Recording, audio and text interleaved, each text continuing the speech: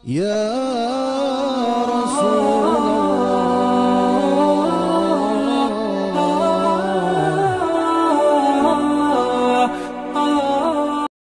Maka segala permasalahan, baik itu di dalam disiplin ilmu akademisi maupun hal-hal yang berkaitan tentang kebijakan-kebijakan perkembangan zaman, sampai pembahasan yang kadang kita tidak berpikir. Syekh Mutawalli Sya'rawi yang pada masa itu beliau masih muda belia, bertanya kepada satu ulama yang di situ sebagai pemimpin.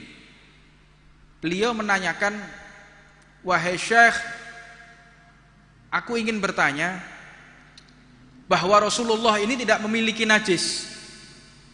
Jadi Nabi Muhammad itu ketika istinja langsung diserap oleh bumi. Lalu di mana serapan tersebut? Ada pembahasannya. Kadang kita nggak berpikir ke situ. Jadi Rasulullah tidak seperti kita.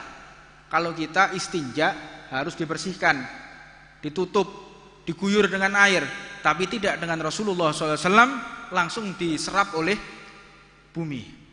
Maka pertanyaan Syekh Mutawalli Sya'rawi, ketika Rasulullah SAW beliau dimandikan, di manakah air bekas Rasulullah dimandikan? Diserap di bumi, lalu kemana? Air mandi Nabi Muhammad itu kemana? Maka akhirnya Syekh ini, tokoh ulama yang paling dituakan, yang menjadi pemimpin ijtima' tersebut, tidak bisa menjawab. Karena dalam tarikh apapun tidak disebutkan di mana bekas air mandi jenazah Rasulullah SAW. Di mana tempat tersebut? Maka pada akhirnya mereka ahlul ilm itu sudah selazimnya tidak jauh dengan Nabi Muhammad SAW. Maka semalaman pemimpin ijtima' tersebut bersolawat kepada Rasulullah SAW. Bersolawat sampai akhirnya beliau tertidur. Di dalam tidurnya didatangi oleh Nabi Muhammad SAW. Akhirnya ditanyakan langsung oleh Rasulullah. Ditanyakan langsung. Engkau tidak bisa menjawab atas pertanyaan anak muda. Di dalam mimpi tersebut Rasulullah datang dengan seorang anak yang membawa obor, bawa lampu. Maka dijawab oleh ulama, "Sadaqta ya habibi Rasulillah." Benar apa yang kau sampaikan. Kami tidak bisa menjawab pertanyaan anak muda tersebut. Apa jawabannya? Dijawab oleh Rasulullah, "Air mandiku diserap oleh matahari, maka tidak tersisa apapun kecuali naik ke langit. Kemudian Allah mengutus awan mengelilingi bumi, dan tetesan air mandi bekas aku dimandikan, disitulah pasti dibangun masjidnya Allah Subhanahu wa ta'ala." Jadi tidak ada satupun masjid di muka bumi ini kecuali ada bekas tetesan air mandi Rasulullah SAW. Maka satu riwayat diceritakan, kecuali tetesan yang mengenai mata beliau itu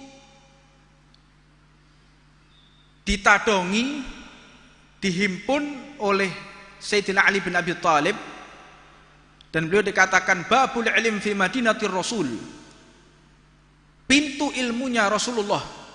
Kecuali ditadongi oleh Sayyidina Ali, dihimpun, maka air tersebut diminum oleh Sayyidina Ali bin Abi Thalib, bekas daripada dimandikan Rasulullah di bagian mata dan kepala. Maka Sayyidina Ali pun mengatakan, itulah penyebab aku menjadi ilmu, pintu ilmunya Rasulullah, karena aku meminum sebagian daripada air mandi Rasulullah SAW di bagian mata dan kepala. Nah, kita semua tidak bisa jauh dengan sholawat. Sealim-alimnya seseorang wajib mentautkan hati kepada junjungan Nabi besar Muhammad sallallahu alaihi wasallam. Maka akhirnya keesokan harinya ulama ini pun bangun. Ketika bangun dilanjutkan ijtima' tersebut. Pada terakhir, mana anak muda tersebut? Kok nggak tanya lagi? Aku sudah punya jawaban. Kok nggak tanya? Akhirnya sampai selesai acara tersebut, ketika selesai dipanggil Syekh Mutawalli Sa'rawi tadi. Wahai anak muda, apakah engkau nggak tanya apa jawaban daripada kemana air mandi Rasulullah? Dijawab, enggak, aku enggak perlu jawaban. Kenapa? Ya, aku sudah tahu jawabannya. Kok bisa? Ya, yang mendampingi Rasulullah adalah aku. Allahumma sholli ala sayyidina Muhammad. Jadi ketika datang dengan anak muda Rasulullah tersebut membawa lampu, itu adalah Syekh Mutawalli Sa'rawi. Memang beliau ini adalah ahli sir, punya sir. Bagaimana kehidupan beliau? Bagaimana metode manhaj beliau ketika berdakwah menyampaikan ilmu Rasulullah? Luar biasa, penuh dengan mahabbah, ketawaduan. Di antaranya beliau berhasil mengislamkan orang yang di luar Islam karena akhlaknya. Sampai dikatakan beliau ini pernah sakit. Beliau tinggal di satu apartemen di Mesir, sehingga tetangga-tetangga yang non muslim mengunjungi beliau, Syekh Mutawalli. Ketika mengunjungi beliau, dilihat rumah tersebut dindingnya penuh dengan lumut. Karena apa? Karena ada tetesan air yang jatuh di dinding beliau dan tepatnya di kamar beliau. Ada tetesan dari atas, tentunya tersebut dari tetangga, gangguan dari tetangga. Akhirnya tetangga tersebut mengunjungi beliau, "Oh ya Syekh Mutawalli, kenapa engkau lama tidak keluar dari rumah? Aku dengar engkau sakit." "Iya benar, aku sakit. Aku heran rumahmu ini penuh dengan lumut. Dinding-dindingnya seperti ini. Ini rumah kok sampai kayak begini?" Beliau tersenyum. Bahkan di samping kasur beliau ada ember untuk nadongi air yang jatuh dari atas. Dilihat sama orang ini. Ya Allah, kalau aku lihat posisi rumahmu ini di bawah kamar mandiku,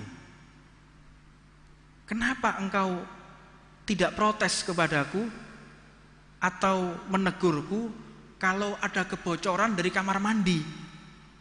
Maka beliau menjawab, enggak kok, ini baru. Enggak mungkin baru. Kalau baru enggak mungkin, satu rumah ini hampir lumutan semua. Persisnya di kamarmu sampai lumutan seperti ini. Kenapa engkau tidak menegurku? Beliau hanya tersenyum. Maka langsung orang yang non muslim yang mengunjungi beliau, pemilik rumah kamar mandi, pemilik kamar mandi yang tempatnya di atas kamar tempat Syekh Mutawalli Sa'rawi, langsung mengatakan, "Aku ingin berikrar dan masuk ke dalam agamamu." Dan bersyahadat, disyahadatkan oleh Syekh Mutawalli Sa'rawi. Ini pentingnya ya ikhwan, kita meraih ilmu bukan hanya kita praktekkan di dalam majelis ta'lim. Namun bagaimana caranya kita menjadi contoh figur di tengah masyarakat, sehingga masyarakat mencintai Rasulullah karena akhlak kita, karena budi pekerti kita, karena sopan santun kita. Dakwah di atas panggung itu gampang, semua orang bisa. Ceramah, merangkai kalimat, semua orang bisa. Yang sulit itu bagaimana kita menjadi figur di tengah masyarakat sehingga masyarakat menilai kita baik karena kita mencerminkan baginda Nabi Muhammad SAW. Itulah mereka ahlul ilm. Ketawaduan beliau luar biasa. Pernah suatu ketika Syekh Mutawalli Sa'rawi ini pun beliau memilih jalan yang becek daripada jalan yang kering. Sehingga para murid tersebut mengatakan, "Ya Syekh, kenapa engkau memilih jalan yang becek, tidak memilih jalan yang kering?" Beliau pun mengatakan, "Ta'adduban li abdillah. Aku ini hormat kepada hamba Allah." Hamba Allah mana? Enggak ada orang pun yang bersisipan denganmu. Enggak ada orang. yang bersisipan denganmu. Kamu justru lewat di jalan yang becek, yang kotor, yang jorok. Kenapa seperti itu?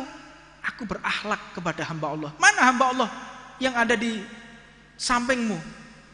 Itu dia anjing. Hah? Anjing, aku khawatir anjing tadi basah, dan karena basah anjing tersebut, aku merasa lebih mulia dari anjing tersebut. Aku lebih berhak lewat jalan kering daripada anjing tersebut. Subhanallah, ini adalah akhlak orang yang memiliki ilmunya Rasulullah Shallallahu Alaihi Wasallam. Ini akhlak mereka. Bahkan kepada anjing sekalipun mereka menaruh hormat, menaruh akhlak.